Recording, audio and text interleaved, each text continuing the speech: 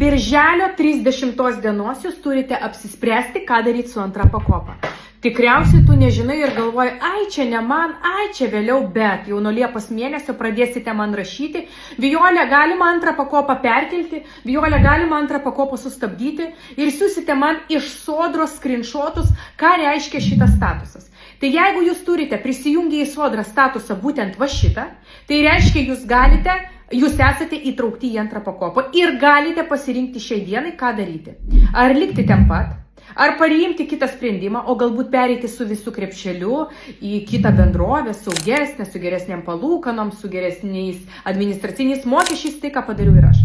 Aš asmeniškai pati antros pakopos neturiu. Aš esu ją susistabdžiusi, aš jos netaupau ir kiekvienais metais aš padarau taip, kad aš joje netaupyčiau. Kodėl? Labai paprastas atsakymas, bet jisai tikrai užtruks ilgiau nei mano šitas reelsas.